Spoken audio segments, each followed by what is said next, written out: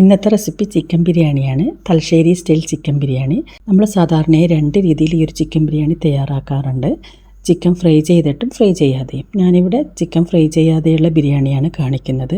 നിങ്ങൾ ഈ ഒരു രീതിയിൽ തയ്യാറാക്കി നോക്കിയിട്ടില്ലെങ്കിൽ തീർച്ചയായും ഇതുപോലെ ഒന്ന് ഉണ്ടാക്കി നോക്കുക. നിങ്ങൾക്ക് എന്തായാലും ഇഷ്ടമാകും. വളരെ എളുപ്പമാണ്, നല്ല ടേസ്റ്റാണ്. അപ്പോൾ നമുക്ക് ഈ ഒരു ചിക്കൻ ബിരിയാണി എങ്ങനെയാണ് തയ്യാറാക്കുന്നത് നോക്കാം. അപ്പോൾ നമുക്ക് ആദ്യം ബിരിയാണിക്ക് വേണ്ടിയിട്ടുള്ള മസാല തയ്യാറാക്കാം. ആദ്യം ഒരു പാത്രത്തിലേക്ക് 1/4 കപ്പ് ഓയിൽ ഒഴിച്ചു കൊടുക്കുക. ഇനി ഇതിലേക്ക് ചേർക്കുന്നത് നെയ്യാണ്. 2 ടേബിൾ സ്പൂൺ നെയ്യ് ചേർത്ത് കൊടുക്കുക. ഈ ഒരു നെയ്യൊന്ന് ചൂടായി വരുന്ന സമയത്ത് നമുക്കിതിലേക്ക് സവാള ചേർത്ത് കൊടുക്കണം. ഒരു 2 സവാള ഇതുപോലെ നീളത്തിൽ അരിഞ്ഞത് ചേർത്ത് കൊടുക്കുക. ഈ ഒരു സവാള നമുക്ക് ഫ്രൈ ചെയ്തെടുക്കാനുള്ളതാണ്. അപ്പോൾ ഈ ഒരു സവാള ഒരു ഗോൾഡൻ ബ്രൗൺ കളറാകുന്നത് വരെ നന്നായിട്ട് ഈ ഒരു എണ്ണയിലിട്ട് ഫ്രൈ ചെയ്തെടുക്കാം. കരിഞ്ഞു പോകാതെ ശ്രദ്ധിക്കണം. കളറൊന്ന് മാറി വരുമ്പം തന്നെ നമ്മളിത് എണ്ണയിൽ നിന്ന് കോരിയെടുക്കണം. ഇപ്പോൾ കളറ് മാറി വന്നിട്ടുണ്ട്. അപ്പോൾ നമുക്ക് എണ്ണയിൽ നിന്ന് മാറ്റാം. കൂടുതൽ സമയം വെച്ചിട്ടുണ്ടെങ്കിൽ പെട്ടെന്ന് കരിഞ്ഞു പോകും.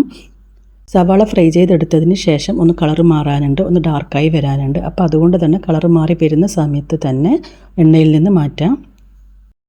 ഇനി നമുക്ക് ഈ ഒരു എണ്ണയിലേക്ക് കുറച്ച് അണ്ടിപ്പരിപ്പും മുന്തിരിയും ചേർത്ത് കൊടുക്കാം. ആദ്യം അണ്ടിപ്പരിപ്പ് ചേർത്ത് കളറ് മാറി വരുന്ന സമയത്ത് നമുക്കിതിലേക്ക് മുന്തിരി ചേർത്ത് കൊടുക്കാം.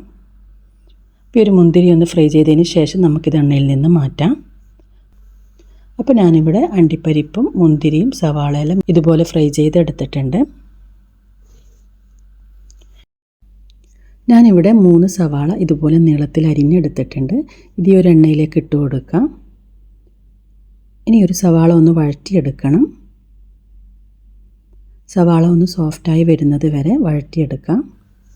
സവാള നന്നായിട്ട് സോഫ്റ്റായി വന്നിട്ടുണ്ട്. ഇനി നമുക്ക് ഇഞ്ചി, വെളുത്തുള്ളി, പച്ചമുളക് ഒന്ന് ചതച്ചെടുക്കണം. അപ്പോൾ ഞാനിവിടെ 12 പച്ചമുളക്, ഒരു ചെറിയ വെളുത്തുള്ളി, ഒരു കഷ്ണം ഇഞ്ചി ഇത്രയും എടുത്തിട്ടുണ്ട്. ഇത് നമുക്കൊന്ന് ചതച്ച് ഇതിലേക്ക് ചേർത്ത് കൊടുക്കാം. ഈ ഒരു ഇഞ്ചി, വെളുത്തുള്ളിയും പച്ചമുളകെല്ലാം ഒന്ന് ചതച്ചെടുത്താൽ മതി. ഇനി ഒരു ഇഞ്ചി, വെളുത്തുള്ളിൻ്റെ എല്ലാം പച്ചമണം പോകുന്നത് വരെ ഒന്ന് വഴറ്റിയെടുക്കാം. അടുത്തതായി ഇതിലേക്ക് ചേർക്കുന്നത് തക്കാളിയാണ്. ഞാനിവിടെ 3 തക്കാളി ചെറുതായി അരിഞ്ഞെടുത്തിട്ടുണ്ട്. ഇത് നമുക്കിതിലേക്ക് ഇട്ട് കൊടുക്കാം. തക്കാളി വെന്ത് വരുന്നത് വരെ അടച്ച് വെച്ച് വേവിച്ചെടുക്കാം. ഇപ്പോൾ തക്കാളി വെന്ത് വന്നിട്ടുണ്ട്. ഇനി നമുക്കിതിലേക്ക് ചിക്കൻ ചേർത്ത് കൊടുക്കാം. ഞാനിതിലേക്ക് 1.5 കിലോ ചിക്കനാണ് ചേർക്കുന്നത്. നമ്മൾ 1 കിലോനരിക്ക് 1.5 കിലോ ചിക്കനാണ് എടുത്തിട്ടുള്ളത്. ഈ ഒരു ചിക്കൻ കഴുകി വൃത്തിയാക്കിയതിന് ശേഷം ഇതിലേക്ക് ഇട്ട് കൊടുക്കാം. ഇപ്പം ഞാനിവിടെ ചിക്കൻ നന്നായിട്ട് ഈ ഒരു മസാലയിൽ മിക്സ് ചെയ്തെടുത്തിട്ടുണ്ട്. അടുത്തതായി നമ്മളിതിലേക്ക് ചേർക്കുന്നത് തൈരാണ്. ഞാനിവിടെ 1/4 കപ്പ് തൈര് എടുത്തിട്ടുണ്ട്. ഈ ഒരു തൈരിന് പകരം നിങ്ങൾക്ക് ചെറുനാരങ്ങ വേണമെങ്കിൽ ചെറുനാരങ്ങ ചേർത്ത് കൊടുക്കുക. ഒരു ചെറുനാരങ്ങ മുഴുവനായിട്ട് ഇതിലേക്ക് പിഴിഞ്ഞു കൊടുക്കാം. തൈര് ചേർത്തതിന് ശേഷം ഈ തൈര് ഈ ഒരു മസാലയിലേക്ക് മിക്സ് ചെയ്ത് കൊടുക്കാം. ഇനി ഇതിലേക്ക് ആവശ്യത്തിന് ഉപ്പ് ചേർത്ത് കൊടുക്കാം. ഈ ഒരു ഉപ്പ് ചേർത്ത് വീണ്ടും ഒന്ന് നന്നായിട്ട് മിക്സ് ചെയ്തെടുക്കാം. ഈ ഒരു തൈര് ചേർത്ത് ചിക്കൻ ഒന്ന് വെന്ത് വരുന്ന സമയത്ത് നമ്മൾ നേരത്തെ ഫ്രൈ ചെയ്ത് വെച്ച സവാള ഇതിലേക്ക് ചേർത്ത് കൊടുക്കുക.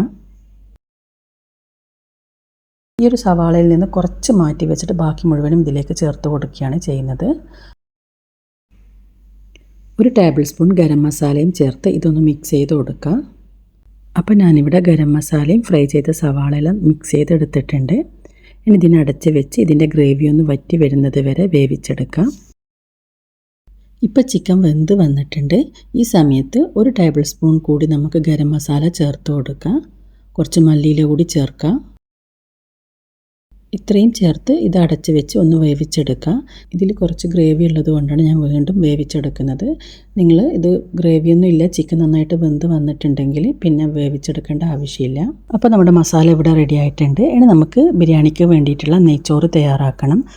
ഇതിനു വേണ്ടി ആദ്യം ഒരു പാത്രത്തിലേക്ക് 1/4 കപ്പ് ഓയിൽ ഒഴിച്ചു കൊടുക്കാം.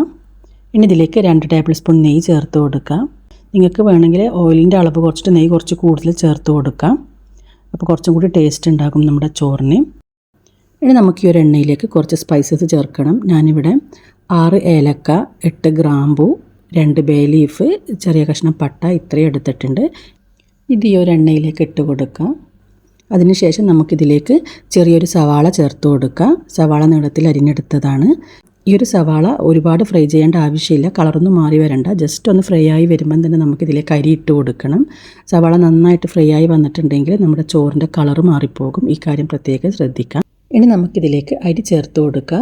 ഞാനിവിടെ 1 കിലോ ജീരകശാല റൈസാണ് എടുത്തിട്ടുള്ളത്, അതായത് കൈമ റൈസ്. ഈ ഒരു അരി നന്നായിട്ട് കഴുകി അരിച്ചെടുത്തതാണ്. ഇത് നമുക്കിതിലേക്ക് ഇട്ട് ഒന്ന് വറുത്ത് കൊടുക്കണം. ഇതിലേക്ക് നമുക്ക് പകുതി ചെറുനാരങ്ങ നീര് ചേർത്ത് കൊടുക്കാം. ആവശ്യത്തിന് ഉപ്പ് കൂടി ചേർത്ത് നല്ലവണ്ണം ഒന്ന് വറുത്തെടുക്കാം. ഇത്രയും ചേർത്തൊന്ന് മിക്സ് ചെയ്തതിന് ശേഷം നമുക്കിതിലേക്ക് വെള്ളം ചേർത്ത് കൊടുക്കണം. ഞാനിവിടെ 1 കിലോ അരിക്ക് 2 ലിറ്റർ വെള്ളമാണ് ചേർക്കുന്നത്. നല്ല തിളച്ച വെള്ളം തന്നെ ചേർത്ത് കൊടുക്കാം. അപ്പോൾ ഈ ഒരു വെള്ളം ചേർത്ത് നന്നായിട്ടൊന്ന് തിളപ്പിച്ചെടുക്കുക. ഈ വെള്ളം വറ്റി അരിൻ്റെ ലെവലിലായിട്ട് വരണം. ഇപ്പോൾ ഈ ഒരു വെള്ളം വറ്റി നമ്മുടെ ഈ ഒരു അരിൻ്റെ ലെവലിലായിട്ടുണ്ട്. നമുക്ക് അരി ഇങ്ങനെ തിളച്ച് മുകളിലേക്ക് വരുന്നത് കാണാൻ പറ്റും. ഈ സമയത്ത് തീ കുറച്ച് അടച്ച് വെച്ച് വേവിക്കാം. ഇപ്പം വെള്ളമെല്ലാം വറ്റി വന്നിട്ടുണ്ട്. ഇനി നമുക്ക് ഈ ഒരു ചോറിനെ ഇതുപോലെ എല്ലാ ഭാഗത്തും മറിച്ചിട്ട് കൊടുക്കാം. വീണ്ടും അടച്ച് വെച്ചൊന്ന് ഒരു ലോ ഫ്ലെയിമിൽ വെച്ച് വേവിച്ചെടുക്കാം. ഇപ്പം നമ്മുടെ ചോറ് ഇവിടെ റെഡി ആയിട്ടുണ്ട്. ഒട്ടും തന്നെ കട്ട കെട്ടാതെ നല്ലവണ്ണം വെന്ത് വന്നിട്ടുണ്ട്. ഇനി നമുക്ക് ഫ്ലെയിം ഓഫ് ചെയ്യാം. ഇനി നമുക്ക് ഈ ഒരു ചോറിനൊന്ന് ദം ചെയ്യണം. ഈ ഒരു ചോറിടുന്നതിന് മുമ്പ് നമുക്ക് കുറച്ച് മല്ലിയിലയും ഗരം മസാലയും ഈ ഒരു മസാലയുടെ മുകളിലേക്ക് ഇട്ട് കൊടുക്കാം. ഇനി നമ്മൾ തയ്യാറാക്കി വെച്ച ചോറ് ഇതിൻ്റെ മുകളിലേക്ക് ഇട്ട് കൊടുക്കാം. ഞാനിവിടെ കുങ്കുമപ്പൂവ് കുറച്ച് പാലിലിട്ട് വെച്ചിട്ടുണ്ട്. നിർബന്ധമില്ല, നിങ്ങൾ ഇതിന് പകരം നിങ്ങൾക്ക് പാലിൽ കുറച്ച് മഞ്ഞൾപ്പൊടി ചേർത്തിട്ട് മിക്സ് ചെയ്ത് ഒഴിച്ചു കൊടുത്താലും മതി. അപ്പോൾ ഈ ഒരു മിക്സ് ഈ ഒരു ചോറിൻ്റെ മുകളിലേക്ക് ഒഴിച്ചു കൊടുക്കുക. ഒരു കളറിന് വേണ്ടിയിട്ട് ഒഴിച്ചു കൊടുക്കുന്നതാണ്. ഇനി നമുക്ക് ഈ ഒരു ചോറിൻ്റെ മുകളിൽ കുറച്ച് ഗരം മസാല കൂടി ചേർത്ത് കൊടുക്കാം. ഇതിലേക്ക് ചേർക്കുന്നത് റോസ് വാട്ടറാണ്. 1 ടേബിൾ സ്പൂൺ റോസ് വാട്ടർ ഒഴിച്ചു കൊടുക്കാം. ഇനി ഒരു ചോറിൻ്റെ മുകളിലേക്ക് കുറച്ച് നെയ്യ് കൂടി ചേർത്ത് കൊടുക്കുക. നേരത്തെ മാറ്റി വെച്ച ഫ്രൈ ചെയ്ത സവാളയും അതുപോലെ അണ്ടിപ്പരിപ്പും മുന്തിരിയെല്ലാം ഇട്ട് കൊടുക്കാം. കുറച്ച് മല്ലിയില കൂടി ചേർത്ത് നമുക്കിതിനെ അടച്ച് വെച്ച് ദം ചെയ്തെടുക്കാം. ഒരു 10 മിനിറ്റ് ലോ ഫ്ലെയിമിൽ ദം ചെയ്തെടുക്കാം. അതിനുശേഷം ഫ്ലെയിം ഓഫ് ചെയ്ത് മിനിമം ഒരു അരമണിക്കൂറെങ്കിലും വെക്കണം. അപ്പോഴാണ് നല്ലവണ്ണം ദമ്മായിട്ട് വരിക. ഈ ഒരു കാര്യം പ്രത്യേകം ശ്രദ്ധിക്കുക. എത്രയും കൂടുതൽ സമയം വെക്കുന്നോ അത്രയും ടേസ്റ്റ് ഉണ്ടാകും. അപ്പോൾ നമ്മുടെ ബിരിയാണി ദം ചെയ്തെടുത്തിട്ടുണ്ട്. ഒരു അരമണിക്കൂറിന് ശേഷം നമ്മൾ ഈ മുകളിലേക്ക് ഇട്ട് കൊടുത്ത റൈസ് മാറ്റി നമുക്ക് മസാല ഒന്ന് ഇതിലേക്ക് മിക്സ് ചെയ്തെടുക്കാം. ഇനി നമ്മൾ ഈ ഒരു മസാല മിക്സായ ചോറ് അടിയിലിട്ടതിന് ശേഷം പ്ലെയിൻ ചോറ് ഇതിൻ്റെ മുകളിലേക്ക് ഇട്ട് കൊടുക്കുകയാണ് ചെയ്യുക. അപ്പം നമ്മുടെ നല്ല ടേസ്റ്റി ആയിട്ടുള്ള തലശ്ശേരി സ്റ്റൈൽ ചിക്കൻ ബിരിയാണി ഇവിടെ റെഡി ആയിട്ടുണ്ട്. തീർച്ചയായും നിങ്ങളെല്ലാവരും ട്രൈ ചെയ്ത് നോക്കുക. ട്രൈ ചെയ്ത് നോക്കിയിട്ട് ഇതിൻ്റെ ഫീഡ്ബാക്ക് അറിയിക്കാം.